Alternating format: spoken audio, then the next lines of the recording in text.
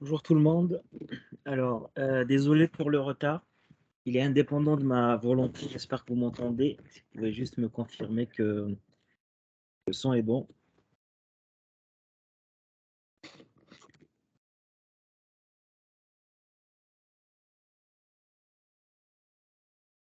Pour moi, c'est très bien, j'entends. D'accord, très bien. Je m'excuse pour le retard. Il est indépendant de ma volonté. Alors, apparemment, il y a des problèmes à l'USTHB de connexion. Donc, beaucoup de membres n'ont pas pu se connecter. Voilà, c'est dommage, mais voilà. Donc, je vais commencer ma présentation. Donc, je me présente. Je suis Yuliwa Samer. Je suis doctorant au Cédric Lab, donc c'est un laboratoire du CNAM à Paris. Et aujourd'hui, je vais vous parler de machine learning sécurisé en utilisant le chiffrement homomorphe.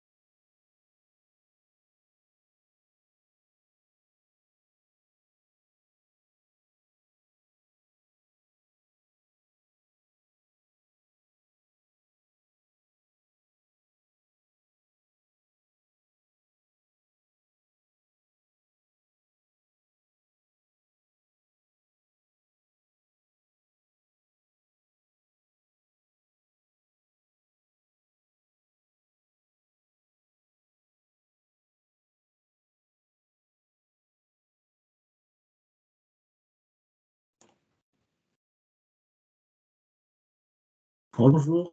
Alors,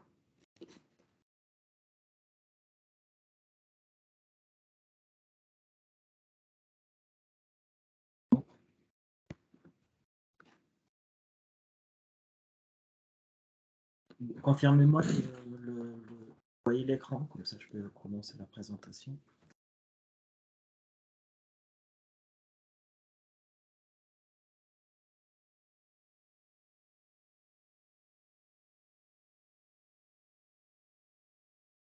Oui, d'accord, très bien. Donc, je vais vous parler de machine learning sécurisé en utilisant le chiffrement homomorphe. Je vais juste enregistrer la réunion comme ça, s'il y a besoin. J'ai un cours, parfait. Donc, alors, qu'est-ce qui motive ce travail? C'est-à-dire, qu'est-ce qui il nous pousse à regarder la privacy pour des algorithmes de machine learning? Alors, typiquement, c'est quand on est dans l'industrie de la santé, on manipule des données sensibles, donc on a besoin de privacy. Pareil, quand on fait de la reconnaissance faciale ou tout ce qui est lié à la biométrie, quantification, on a besoin de privacy. Et puis, dernièrement, comme vous savez, on a été touché par la crise du Covid et il était question, par exemple, à l'Union européenne de mettre des certificats digitaux. Par contre, pour la privacy, ce n'était pas terrible. Donc, il faudrait regarder à des sujets autour de la privacy.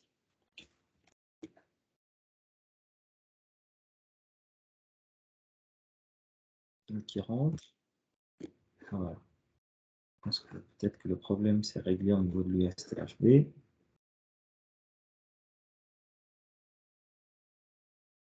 Alors, il existe plusieurs techniques pour regarder la privacy quand on est en train d'utiliser des algorithmes de machine learning.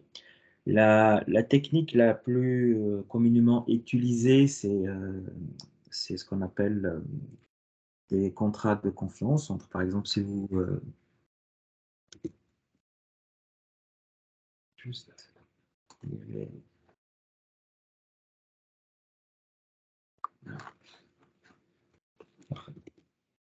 ce qu'on appelle les contrats de confiance, c'est du droit.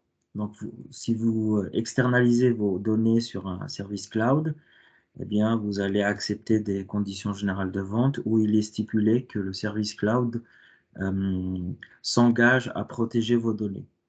Par contre, c'est juste un engagement juridique. Il faudra faire confiance au cloud. Sinon, il y a d'autres techniques, on va dire cryptographiques, qui permettent de s'assurer que la privacy est garantie. Entre autres, on peut citer le chiffrement homomorphe, c'est le sujet de la présentation d'aujourd'hui. Mais il y a aussi d'autres techniques. Je vous ai mis ici le Zero Knowledge Proof, donc des preuves à divulgation nulle, ou le calcul multipartite. Ou sinon, quand on veut bruiter, par exemple, les données de sortie de notre algorithme, il est très commun d'utiliser ce qu'on appelle la differential privacy. Donc, c'est bruiter les données en sortie. Par contre, il faut savoir que cette technique-là introduit des pertes d'accuracy. Donc, aujourd'hui, on va parler plus de chiffrement homomorphe. Et voilà le plan de ma présentation. Je vais vous dire ce que c'est le chiffrement homomorphe. Euh, je vais vous parler principalement de 3 schémas de chiffrement homomorphe. Donc, pourquoi ces 3 schémas? Parce que c'est les plus utilisés, les plus implémentés dans les librairies euh, communément utilisées dans la communauté crypto, mais aussi parce que ces 3 schémas de chiffrement reposent sur un problème connu, donc c'est LWI. Et après, je vous parlerai de qu'est-ce qui pose problème pour ces schémas de chiffrement homomorphes et qu'est-ce qui pose problème pour développer justement des applications qui utilisent ces schémas-là. Et je terminerai ma présentation en regardant un peu comment il y a une interaction entre le chiffrement homomorphe et les algorithmes d'apprentissage automatique en regardant deux algorithmes de machine learning. Alors le premier très basique, donc c'est le KNN, et puis on regardera après un peu qu'est-ce qui pose problème ou qu'est-ce qui a été fait pour les réseaux de neurones. Voilà un peu le plan de ma présentation. Donc, qu'est-ce que c'est le chiffrement homomorphe? C'est un type de chiffrement qui permet de faire des calculs sur des données chiffrées. Voilà. Dit simplement, c'est ça. Donc, dans un use case où on a des données médicales d'un patient qu'on a envie d'externaliser sur un service cloud ou chez un laboratoire d'analyse, eh ben, on va chiffrer nos données au niveau client, donc au niveau du patient. On va les envoyer au niveau du lab et admettons que ce lab doit faire des calculs en utilisant par exemple du machine learning pour définir est-ce que le patient est atteint ou pas d'une maladie, ou bien on peut même imaginer que ça peut prédire des résultats qui seront utiles pour le patient. Eh bien, ces résultats-là seront toujours chiffrés et ils seront renvoyés au niveau du patient. Ensuite, le patient va déchiffrer les résultats pour avoir le résultat en clair. Donc, ce qu'il faut comprendre ici, c'est que tout le process de l'envoi, à partir d'ici jusqu'au renvoi, tout est dans un monde chiffré. Voilà. Donc ça, c'est une définition un peu informelle. Sinon, une définition plus formelle, donc un schéma de chiffrement homomorphe, c'est la donnée de 4 algorithmes. Donc, il y a 3 algorithmes qui sont communs aux autres types de chiffrement, donc la génération des clés, le chiffrement et le déchiffrement. Juste accepter, je vois qu'il y a une nouvelle personne. Les 3 premiers algorithmes sont aussi présents quand il s'agit d'un schéma de chiffrement classique. Et puis, donc la génération des clés, le chiffrement et le déchiffrement. Et qu'est-ce qu'il y a de nouveau dans les schémas de chiffrement homomorphe? C'est la fonction d'évaluation qui prend en entrée la clé publique avec un circuit à calculer sur les données chiffrées. Et justement, ce circuit-là définit en quelque sorte les possibilités qu'on a sur le domaine chiffré, sur le schéma homomorphe. Un peu d'histoire pour vous donner un peu comment le chiffrement homomorphe a été découvert, on va dire. Parce qu'en 1978, il y a un article de Rivest, Adelman et Tortouzos qui avait comme conclusion en fait des questions.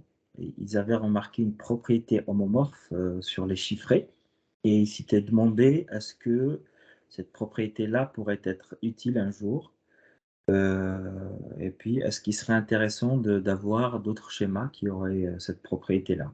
Voilà. Donc c'est resté, on va dire, un problème ouvert pendant plusieurs années.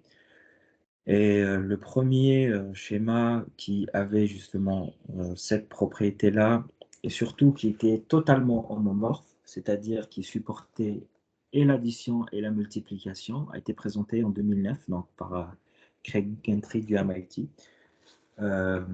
Et depuis, beaucoup de schémas ont été proposés suite à l'article de Gentry parce que ça a ouvert une branche de la recherche en crypto. Donc, on peut classifier les schémas de chiffrement homomorphes en 3 grandes familles. Alors, c'est une classification qui se base sur, rappelez-vous, la fonction circuit de l'algorithme d'évaluation. Donc, si le schéma de chiffrement permet de faire des additions ou des multiplications uniquement, c'est-à-dire une seule opération, on appelle ça un schéma partiellement homomorphe. Si il peut faire un nombre limité de multiplications et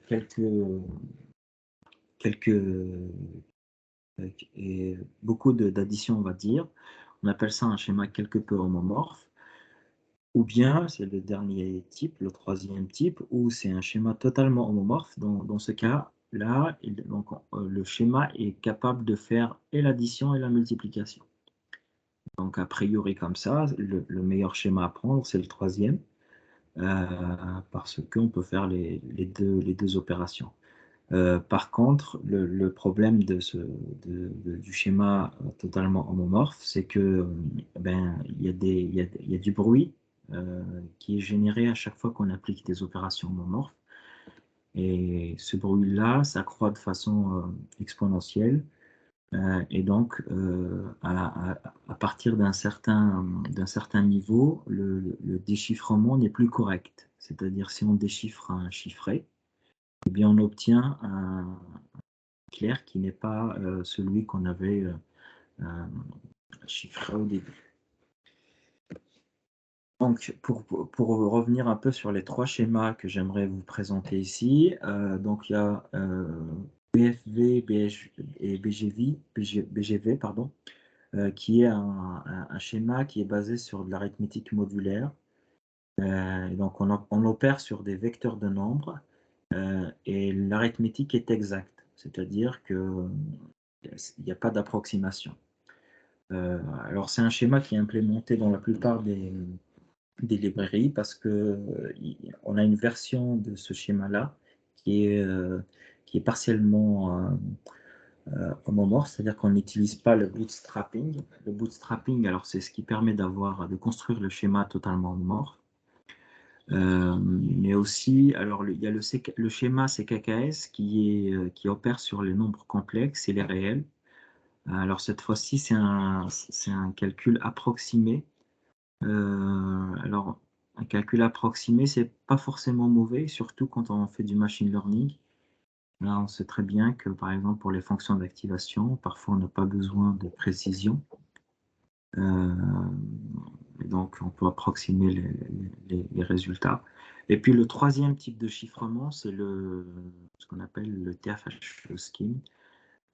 Alors, c'est un peu particulier. Ça opère sur des booléens, donc c'est de l'arithmétique booléenne. Et donc, ça opère sur des circuits logiques.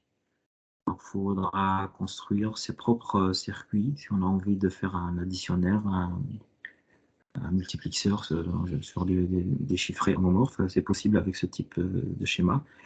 Et l'avantage avec ce schéma-là, c'est que le bootstrapping, donc le bootstrapping, rappelez-vous, c'est l'opération qui permet d'avoir des chiffrements totalement homomorphes et très rapides avec ce schéma-là. Et donc, qu'est-ce qu'ils ont de commun? C'est que ces trois schémas de chiffrement sont basés sur le même problème cryptographique qui est learning with errors. Juste à retenir pour CKKS, il a été cassé il n'y a pas très longtemps pour quelques paramètres. Et donc, on attend soit un patch, soit il ne faudra pas l'utiliser. Donc, je vais vous présenter un peu donc le Learning with Error Problems. Donc, c'est un problème cryptographique. En crypto, on adore les problèmes parce que c'est ce qui permet de dire qu'un tel schéma est robuste aux attaques parce que le problème est difficile. Donc, ce problème-là de Learning with Errors a été introduit par Oded Draguev en 2005. Alors, c'est une branche de la crypto qui est très active parce qu'on peut l'utiliser pour d'autres schémas, techniquement pour du chiffrement, pas que homomorphe. On peut l'utiliser pour tout ce qui est Identity-Based Encryption, mais aussi, donc, comme dans le cadre de ce talk, dans les schémas homomorphes. Alors, ce qui est bien, c'est qu'il va résister aux attaques de l'ordinateur quantique, c'est-à-dire que l'algorithme de Shor qui permet de casser, par exemple, le problème de la factorisation des nombres n'est pas un problème pour ce problème-là. Et aussi, on ne connaît pas d'algorithme qui va tourner sur un ordinateur quantique qui serait de complexité polynomiale. Et puis, pour finir, alors il y a en ce moment une compétition sur le post-quantique au NIST. Donc, le NIST, c'est un organisme de standardisation aux États-Unis qui permet de dire aux entreprises, aux banques et puis aux utilisateurs quel schéma de chiffrement choisir et puis quelle taille de clé, etc. Donc, ça permet de faire des standards qui sont repris derrière par les industriels. Et là, dans les finalistes de la compétition qui est toujours en cours, il y a Crystal Kyber qui est un schéma de chiffrement qui est basé sur ce problème-là. Donc, tout porte à croire que c'est une bonne piste pour l'instanciation d'un schéma de chiffrement. Sinon, qu'est-ce que c'est le problème, Learning Grid Error? Donc, il faut juste un entier, N et Q, et puis une distribution gaussienne d'erreurs. Et il suffit de calculer en fait le produit scalaire entre A et S ici, plus rajouter l'erreur qu'on a choisie de la distribution gaussienne et faire mode Q pour avoir un chiffré. Donc, alors, pour avoir A et B, hein, on n'est pas encore dans le schéma de chiffrement. Donc ça, c'est le problème. Il existe deux versions de ce problème-là. Il y a ce qu'on appelle une version de recherche. Et là, on s'intéresse à retrouver A et B. Ou alors une version décisionnelle, ou alors il suffit juste de répondre oui ou non, est-ce que c'est le bon A et B sans les trouver explicitement.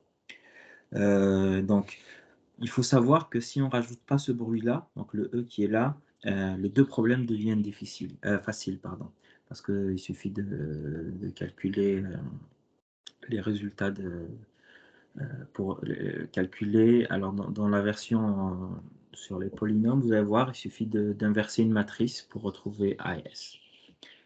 Donc, il y a une autre variante du problème qui est exactement comme le problème que je viens de vous décrire, mais elle utilise des polynômes au lieu de choisir aléatoirement des entiers.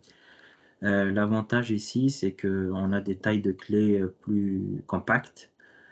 Et pareil, il y a deux versions, une version recherche et une version décisionnelle.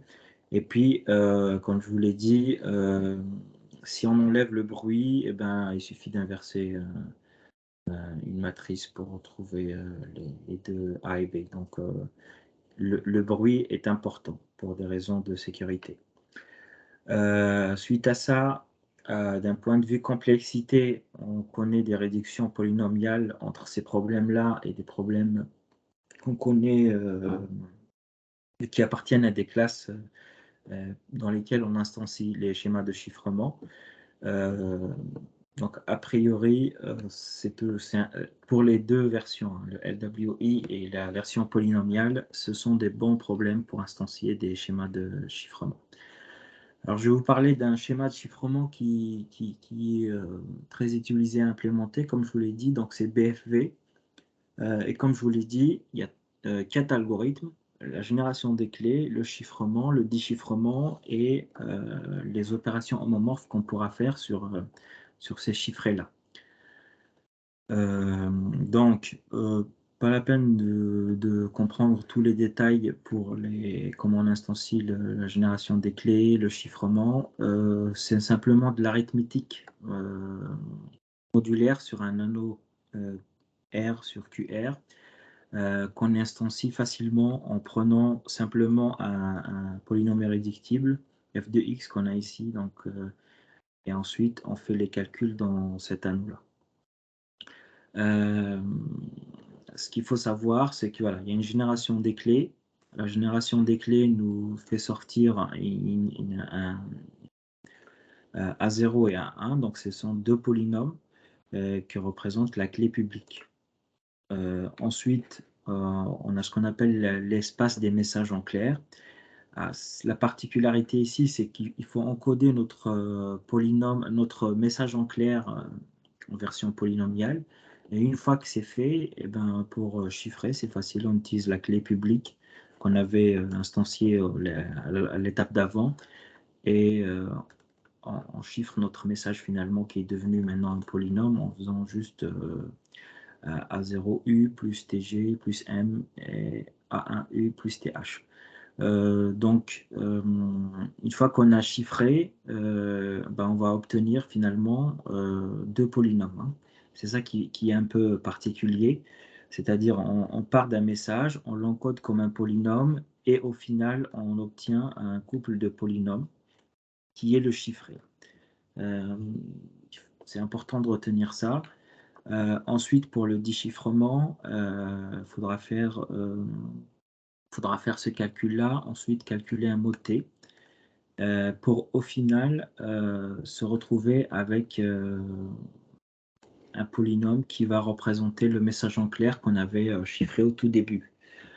Ce qu'il faut avoir à l'esprit ici, c'est que, le mot T qu'on fait ici, la réduction qu'on fait mot T, fonctionne, tant que l'erreur est en dessous d'un certain niveau. Au-delà, le chiffré n'est pas correct. Le déchiffré, pardon, n'est pas correct. Ensuite, qu'est-ce qu'on veut faire avec des chiffrés? Ben, on veut faire des opérations. Donc, typiquement ici, on veut faire de la multiplication. Donc, multiplier 2 chiffrés, rappelez-vous, les chiffrés, c'est 2 polynômes à chaque fois. Si on veut multiplier ces 2 chiffrés-là, eh ben, on obtient un nouveau chiffré qui contient maintenant pas que 2 polynômes, mais 3 polynômes. Et ça, c'est ce qui pose un peu problème parce qu'au final, à chaque fois qu'on multiplie, on obtient beaucoup plus de polynômes et c'est ce qui est généré en fait par le bruit. Alors il y a des techniques pour justement réduire ce bruit et faire un peu du management de bruit. Il y a ce qu'on appelle la relinéarisation. Là, c'est ce qui nous permet de passer d'un chiffré à 3 polynômes à un chiffré à 2 polynômes. Donc ça, c'est plutôt bien. Par contre, c'est coûteux en termes de temps de calcul. Et puis, il y a la technique phare, c'est ce que je vous ai évoqué au début, c'est le bootstrapping. Donc, c'est l'invention de Gantry en 2009. Pour l'instant, c'est la seule manière qu'on connaît pour instancier des schémas totalement homomorphes. Donc, qu'est-ce qu'on fait pour le bootstrapping? Donc, c'est un refresh du chiffré qui permet de diminuer le bruit du chiffré. Et comment fonctionne le bootstrapping? C'est ce que je vous explique ici. Donc, vous avez un chiffré ici avec un niveau de bruit en vert. On applique des opérations homomorphes. Le bruit augmente jusqu'à un certain niveau ici, rouge. Et dites-vous si le niveau dépasse, si le bruit dépasse le niveau rouge, eh bien, le chiffré n'est plus déchiffrable correctement. C'est-à-dire on pourra déchiffrer, mais ça sera un mauvais message, un message erroné. Donc la technique de bootstrapping, c'est quoi? C'est en fait d'appliquer, c'est de rechiffrer en fait, de prendre le chiffré ici qui atteint la ligne rouge, rechiffrer avec une nouvelle clé, donc c'est la clé bleue ici, une nouvelle paire de clés, clé privée, clé publique, pardon. Et ensuite faire un déchiffrement, mais à l'intérieur d'un chiffré. Donc, qu'est-ce que ça permet? Rappelez-vous, quand on déchiffre, on enlève le bruit. Et donc, enlever le bruit permet de diminuer le bruit initial. Donc, une fois qu'on a déchiffré, eh bien, on obtient exactement la même chose Y ici, le chiffré des Y, mais regardez le bruit, le vert est plus petit que l'orange. Donc, le bruit diminue grâce à cette technique de bootstrapping. Par contre, ce qui est problématique, c'est que cette technique-là est coûteuse en temps de calcul. Ah, voilà. Donc, mais quand même, c'est bien de savoir que le bootstrapping permet en fait de gérer ce bruit-là et surtout rafraîchir le chiffré pour permettre à Y de continuer à recevoir des opérations homomorphes. Là, je vous mets un peu pour ceux qui veulent s'entraîner et puis se mettre à chiffrement homomorphe. Il y a plusieurs librairies. Alors, j'ai mis les librairies qui sont un peu reconnues dans le domaine. Des librairies qui implémentent, alors regardez bien, selon la ligne, un schéma, voire 2, voire 3 schémas de chiffrement. Il y en a qui sont, par exemple, si vous prenez Concrete, il n'y a que ce type de schéma-là, chez SW. Et si vous prenez Palisade, alors vous voyez, tout est en noir, c'est-à-dire ça implémente les 3 schémas de chiffrement. Ça permet d'être utilisé en deux modes. Donc le schéma avec Bootstrap, c'est-à-dire où on a des schémas de chiffrement totalement homomorphes.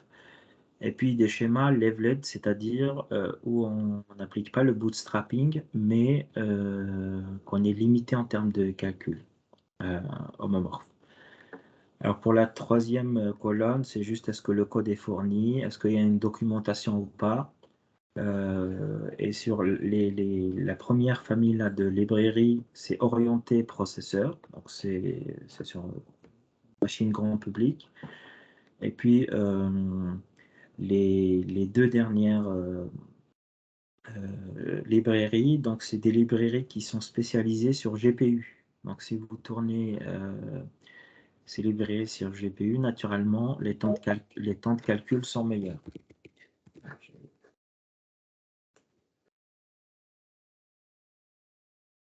Les temps de calcul sont meilleurs. Après, vous êtes obligé d'avoir du matériel dédié.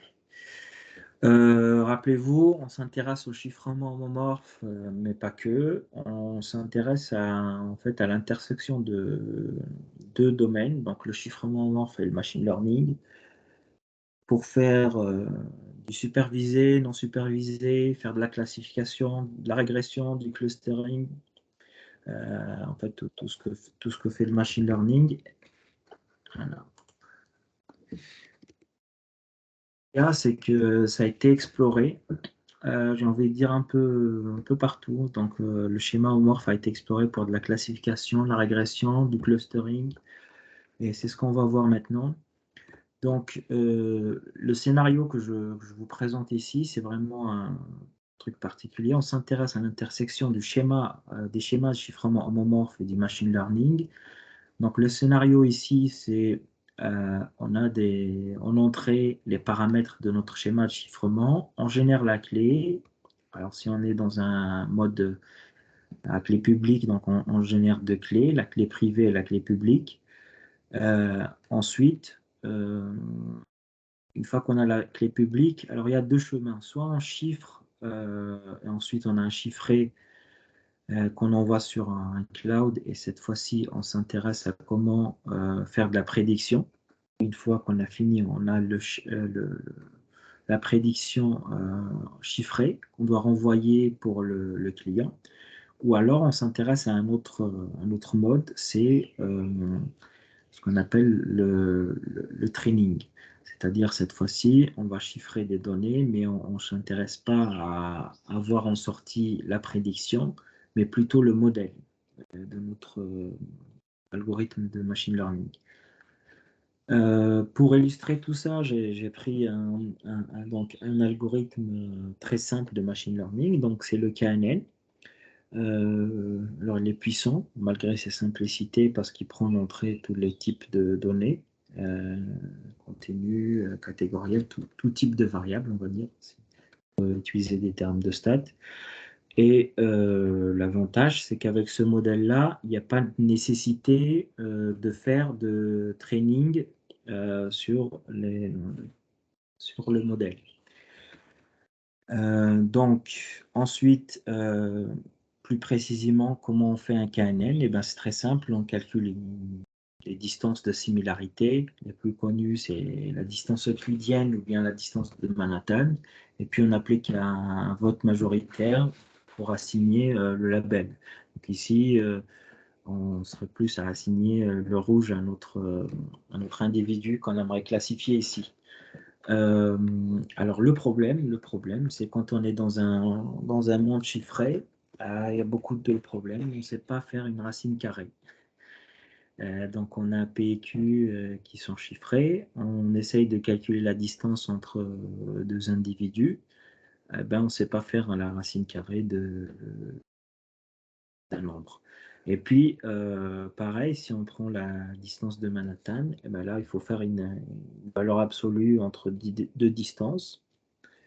Alors la somme, il n'y a pas de problème, on sait faire, la négation aussi, mais après, comment faire pour la valeur absolue?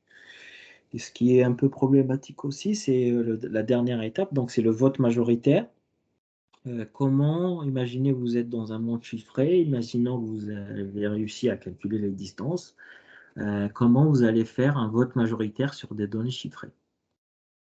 Voilà. Donc, tout ça, c'est des problèmes qu'il faudra régler quand on est dans un monde chiffré. Je vous donne un peu l'état de l'art de ce qui a été fait. Donc, au début, beaucoup de travaux se sont concentrés sur un modèle finalement où on utilise un schéma de chiffrement pas totalement homomorphe, mais juste additivement homomorphe. Alors pourquoi additivement homomorphe? C'est parce que alors la soustraction qu'on fait ici, on peut l'avoir comme une addition. Et au final, une fois qu'on a besoin de faire une racine carrée, une valeur absolue ou une comparaison pour faire le vote majoritaire, eh bien, on renvoie les calculs chez le client ou chez une entité à qui on fait confiance et on lui délègue justement ces calculs-là.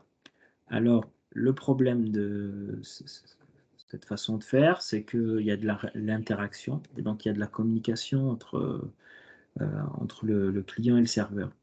Et donc, ce n'est pas adapté à des données volumineuses. Et puis récemment, il y a eu un travail remarquable qui a été fait sur le KNN en utilisant TF-HE. Rappelez-vous, donc c'est le troisième schéma de chiffrement que je vous ai présenté. Et l'avantage ici, c'est que tout est fait au niveau serveur, donc il y a moins d'interactions, sauf la dernière étape, donc le vote majoritaire, qui doit être fait au niveau client. Donc il y a quand même de la communication à la fin du KNN. Donc je vous dis juste au passage comment ce travail-là a réussi à esquiver le calcul de la racine carrée en passant finalement en construisant une matrice des distances et puis en regardant plutôt les carrés au lieu de calculer la racine carrée, les carrés des distances. Donc c'est ingénieux comme astuce, on n'a plus à regarder la racine carrée vu qu'on calcule les carrés. Sinon, si on laisse un peu le KNN et qu'on regarde les réseaux de neurones, donc un autre type de machine learning algorithme. Alors, pour les réseaux de neurones, on peut voir les choses autrement et au lieu de dire on veut de la privacy pour les données, on peut très bien se dire qu'on on veut protéger le modèle finalement.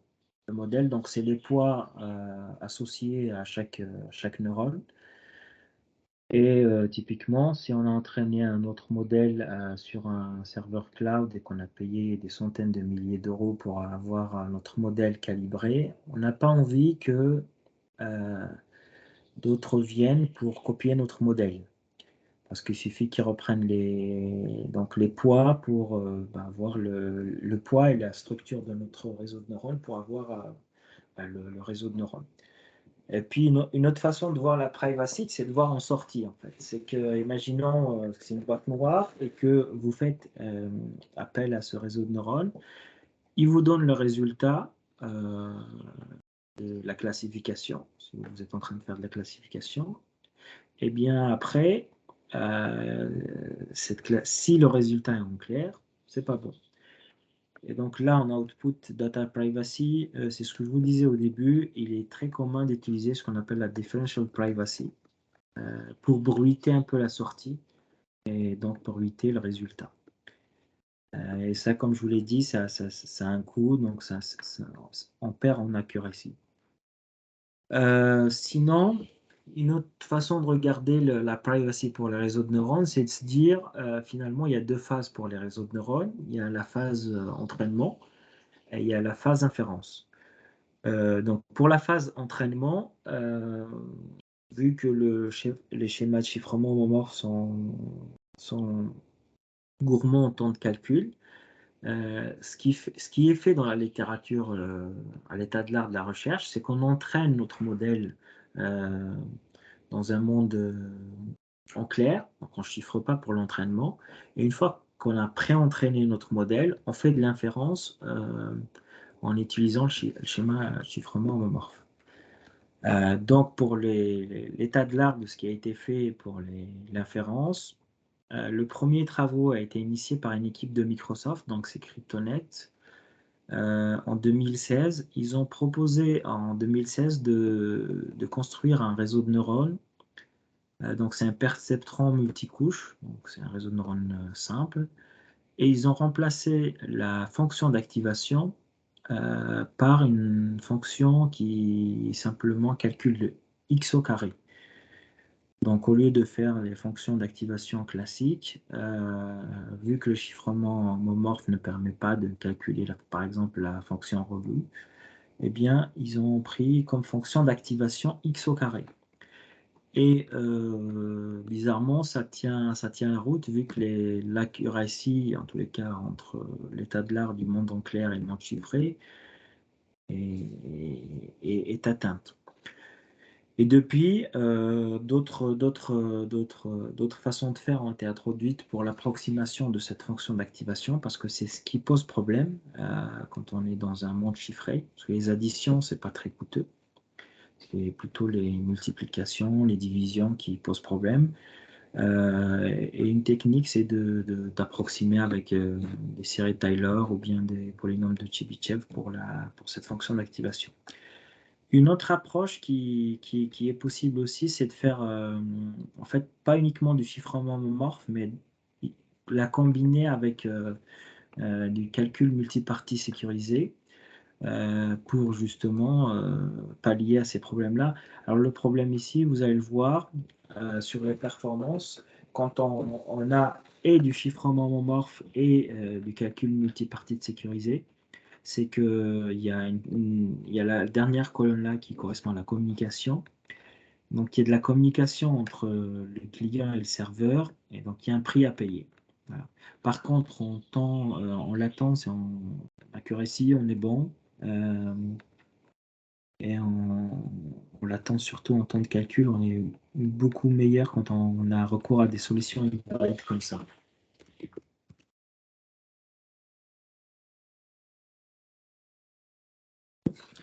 Voilà donc un peu l'état de l'art.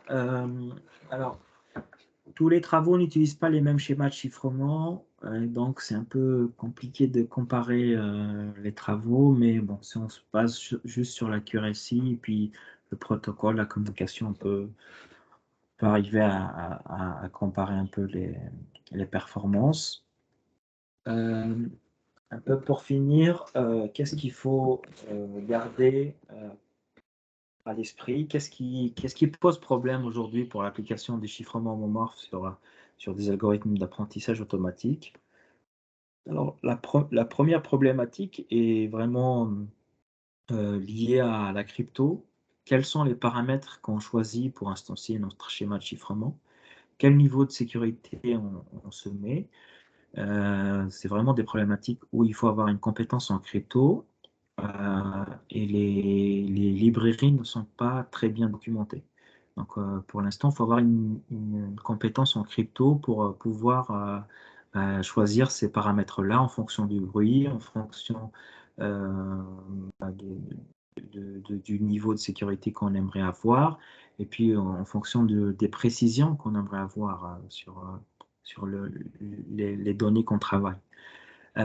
Donc, et c'est ce qui nous amène en coding techniques. Donc, selon le choix du schéma de chiffrement, on a des données qu'on manipule. Rappelez-vous des entiers modulaires, des nombres complexes, des réels approximés. Donc là, ce n'est pas les mêmes techniques pour les encoder sur une machine. Et puis, il y a la maintenance du chiffré, c'est-à-dire il faudrait parfois appliquer du bootstrapping ou tout le temps. En tous les cas, c'est compliqué de définir quand est-ce qu'il faut appliquer du bootstrapping, parce qu'on est dans un monde chiffré. Donc, pour en fait monitorer le bruit, c'est pas quelque chose de facile. C'est pas quelque chose qu'on sait faire facilement en tous les cas. Il y a des travaux justement où on est en train de regarder si on peut faire des simulations pour regarder quand est-ce que le bruit s'approche de la limite rouge. Donc c'est à ce moment-là et juste à ce moment-là qu'il faudrait bootstrapper. Il y a des équipes de recherche qui travaillent sur de l'accélération matérielle pour le chiffrement morph.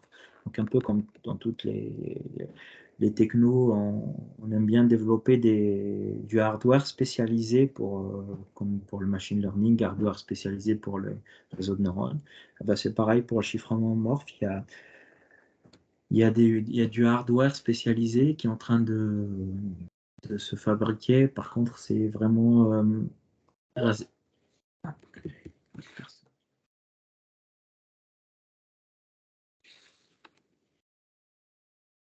voilà. Ensuite, voilà, on a besoin de fonctions non linéaires à évaluer et typiquement relu pour la fonction d'activation pour le réseau de neurones. Et on ne sait pas faire dans un monde chiffré. Est-ce qu'il y a d'autres moyens pour le faire ou pas? C'est une question ouverte.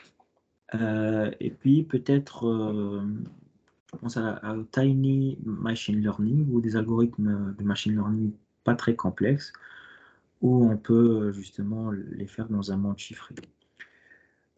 Pour terminer ma présentation, j'aimerais vous dire que ce domaine-là où il y a une interaction entre le chiffre homomorphe et le machine learning a été un domaine très prometteur parce que depuis justement la publication de Gantry, on était avant à moins de 100 papiers sur 10 ans, donc entre 2005 et 2015, il y a eu moins de 100 papiers qui ont été publiés dans ce domaine-là. Et depuis en fait 2015, après 2009 et après la proposition de plusieurs schémas de chiffrement, on est plutôt maintenant entre 200 et 500 papiers par an. Parce qu'il y a un engouement pour les schémas de chiffrement homomorphes. Là, je vous ai mis une photo où il y avait un workshop, alors plusieurs workshops dans un process de standardisation pour les schémas de chiffrement homomorphes où il y a tous les acteurs majeurs de l'informatique. Donc, je pense à Meta, je pense à Google, je pense à la DARPA pour les États-Unis. Et donc, tout le monde aimerait voilà, travailler sur des sujets liés parce que quand même, ça réglerait les problèmes de privacy. Parce que vous dites, si j'utilise un schéma de chiffrement homomorphe, je n'ai plus à faire confiance à mon service cloud.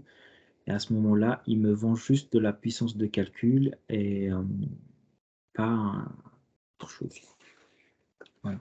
Donc, j'ai fini ma présentation. Si vous avez des questions, je vous répondrai avec grand plaisir.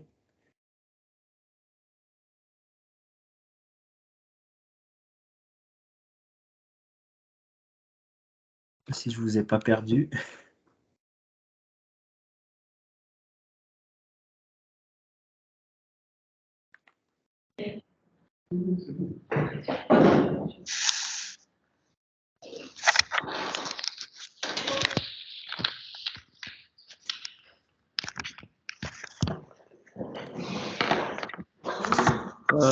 Bonjour Amar. Bonjour. Alors on est de Bab Zouara, donc c'est M. Boyakoub, le vice-doyen chargé de l'APG. D'accord. Alors bon, on s'excuse, hein, on a eu un petit problème technique pour rejoindre la présentation, donc on a pris le train en marche. D'accord. Et on a bien apprécié donc, ta présentation, donc qui était très riche. Heureusement qu'il y avait des collègues donc, qui étaient connectés donc, à partir d'autres sites. Donc, j'espère qu'ils ont pu profiter de ta présentation. Super. Donc, on te remercie vraiment pour tout ça. Alors, moi, j'ai une petite question. Bon, je ne suis pas du domaine de la sécurité, donc, mais une petite question par rapport aux technologies donc, du blockchain. C'est-à-dire, qu'est-ce que rapporte ce type de cryptage par rapport à des technologies telles que le blockchain dans le domaine de la sécurité? D'accord. Alors, la blockchain, c'est essentiellement pour la délégation de. En fait, c'est pour se passer d'une autorité de certification, d'authentification. Il y a des travaux où il y a des personnes qui ont essayé de faire des solutions hybrides avec la blockchain et du chiffrement homomorphe. Mais a priori, l'objectif n'est pas le même. Au tout début, schéma de chiffrement homomorphe, on est sur un schéma de sécurité où on ne fait pas confiance à une personne tierce. Et pour la blockchain, on est plus sur un schéma où on n'a pas envie d'avoir une entité de régulation. Je pense que je vous ai perdu. Il faut que je...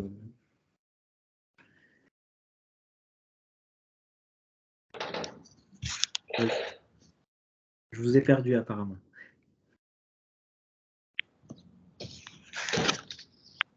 Je pourrais peut-être compléter. Oui, je ne sais pas C'est Samia si... Bouzafran, donc je suis... Oui, désolé, il y a eu une petite déconnexion, donc j'ai pas... D'accord, je peux répéter, il n'y a pas de problème. Donc, je disais que les objectifs ne sont pas les mêmes parce que dans un domaine, dans un besoin de chiffrement homomorphe, on part du principe qu'on n'a pas envie de faire confiance à une entité tierce. Dans notre cas, par exemple, le cloud. On a envie de chiffrer les données avant de les externaliser. Pour la blockchain, on est plus sur une technologie où on n'a pas envie d'avoir une entité qui va réguler un peu. On n'a pas envie d'avoir une centralisation de la sécurité avec une entité qu'on va estimer une entité qui va être avec laquelle on va être confiant. C'est vraiment deux paradigmes différents. Même si, je vous dis, il y a des travaux où on a essayé de faire des solutions hybrides avec le chiffrement morphe et la blockchain, mais c'est des use cases montés qui ne répondent pas forcément à la problématique pour le chiffrement morphe et de dire on n'a pas envie de faire confiance à Amazon, à Google, même si en même temps, on n'a pas envie de se passer de toute leur puissance de calcul. D'accord, très bien. Donc, concrètement, sur le terrain, donc, il n'y a pas de solution qui permette donc, de concilier les deux, je dirais, paradigmes. Alors, je dirais pas qu'il n'y a pas de solution où on concilie les deux paradigmes parce qu'il y en a, mais ça répond à des problématiques bien spécifiques parce que, en fait, les deux technos ne répondent pas à la même problématique.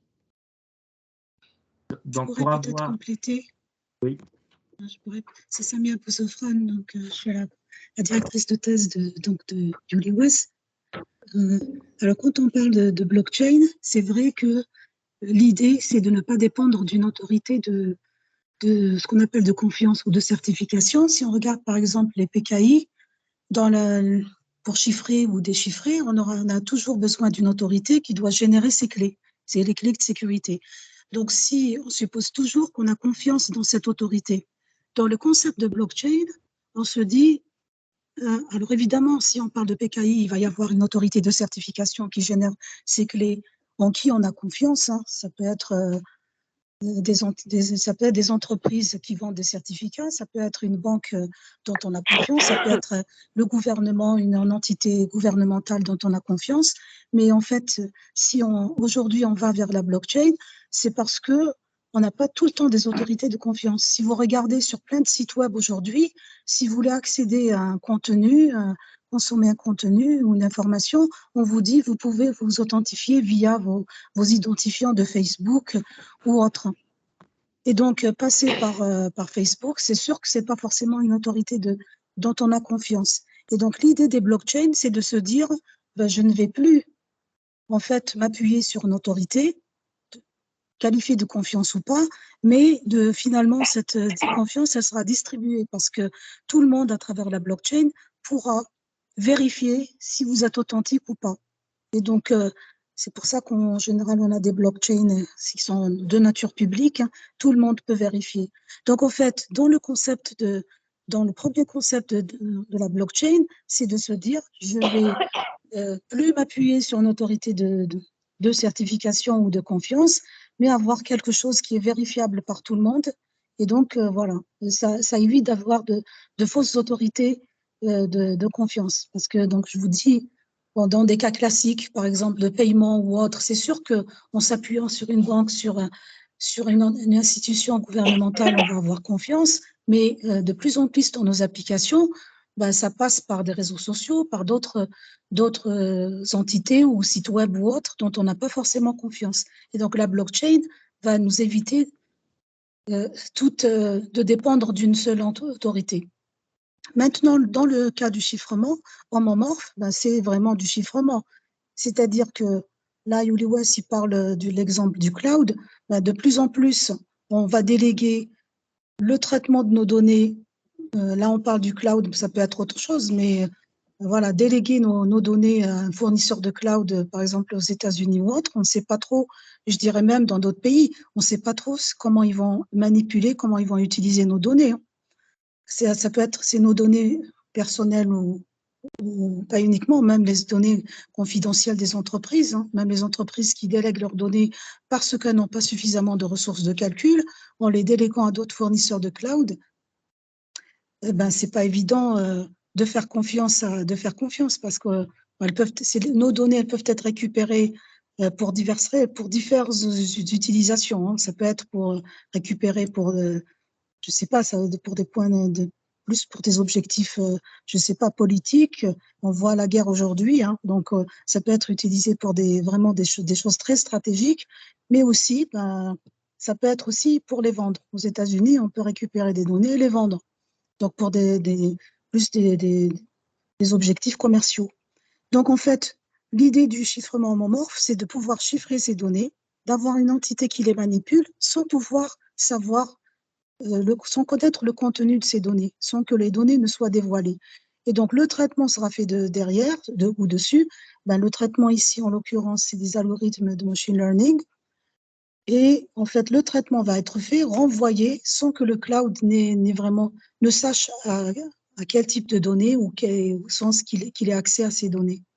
Alors évidemment, le chiffrement homomorphe, on voit bien qu'il est limité, hein, parce que finalement, les opérations qu'il permet, c'est que de l'addition et de la multiplication.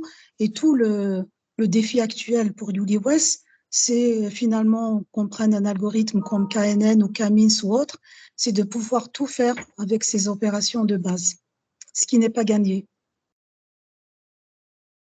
Voilà, merci. Très bien, merci pour ces éclaircissements. Je ne sais pas s'il y a d'autres. Oui, bonjour, j'aurais une question, s'il vous plaît. Bonjour.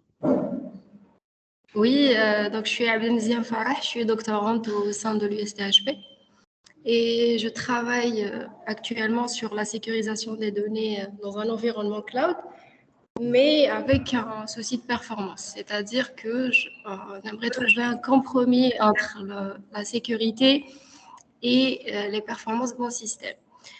Donc, ma question, c'est que est-ce que vous pensez qu'on peut arriver à ce compromis avec un cryptage homomorphe? Parce que ce que j'ai pu voir dans l'état de l'art et les travaux de recherche, c'est que justement l'inconvénient majeur de ces algorithmes homomorphes, c'est le problème de performance derrière.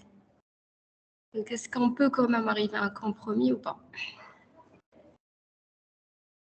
Alors, merci pour votre question. Alors, il peut y avoir compromis si, comme tout le temps dans la sécurité, on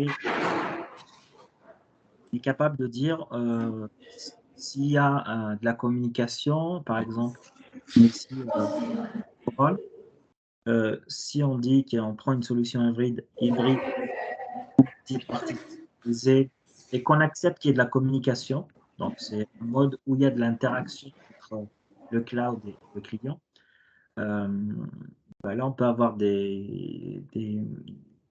un compromis, on va dire gagnant-gagnant, où les temps de calcul sont meilleurs. Une autre façon de regarder, c'est de bien choisir ces algorithmes de machine learning. Quand on fait du chiffrement homomorphe, c'est pas forcément le meilleur algorithme dans un monde clair qu'il faudrait prendre pour quand on est dans un monde chiffré, parce qu'il y a des contraintes qu'il faudra respecter. Typiquement, je vous donne une division dans un monde chiffré, ça peut prendre jusqu'à 10 minutes. Donc, il ne faudra pas appliquer directement l'algorithme de machine learning tel que si on était dans un monde en clair. Donc, il faudra un peu ruser et voir qu'est-ce qu'on peut utiliser comme fonction, par exemple, d'activation, si on est dans un réseau de neurones, pour que ça passe en monde chiffré. Alors, donc, il peut y avoir compromis, mais les outils qu'on a actuellement, donc les outils pour l'implémentation des schémas de chiffrement homomorphes, les outils pour l'implémentation d'algorithmes machine learning ne sont pas forcément prêts pour un monde grand public, on va dire.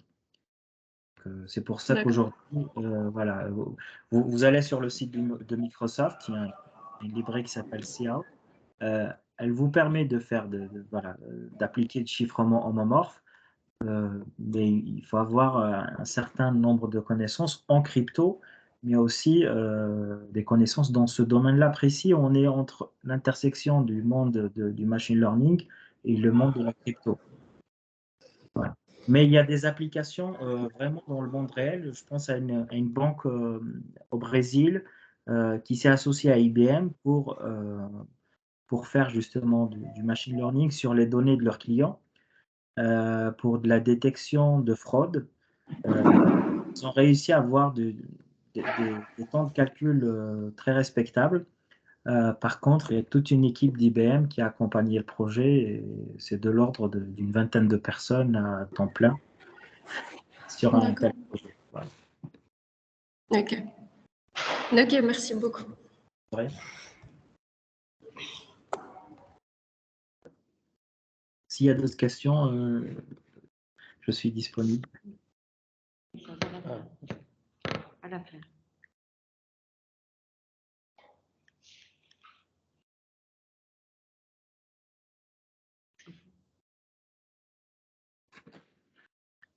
S'il n'y a pas d'autres questions, donc il y a Madame Boukala, la doyenne de la faculté, donc, qui veut intervenir.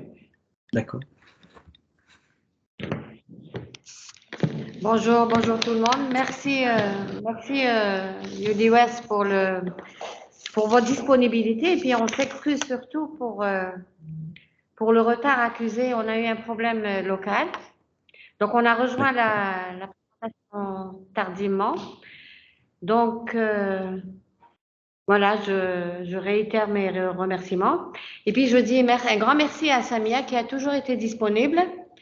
Pour toutes les sollicitations avec les collègues de l'USHB. Elle est en co-encadrement sur plusieurs thèses avec nous, donc à l'USHB. Et je dirais que Samia est une ex de l'ESI, c'est ça, je ne me trompe pas? Oui, ex de l'ESI, mais j'ai fait quand même un magistère à l'USTHB. Un passage rapide à l'USTHB. Professeur Badache, je crois. Badache, non? Non, c'était avec Madi. C'était avec Omar Madi, et qui travaillait avec Badache aussi. Oui, oui. Donc voilà, c'était juste pour dire merci. Moi aussi, je ne suis pas vraiment du domaine, donc je n'ai pas de questions, surtout que j'ai rejoint vraiment tard la réunion. Voilà. Donc merci à toute l'équipe du CNAM et à bientôt pour de la collaboration. Évidemment. Après, vous avez l'email de Yuli West, hein, s'il y a des doctorants qui voudraient le contacter ou autre. Je ne sais pas s'il a mis son email, peut-être pas, mais...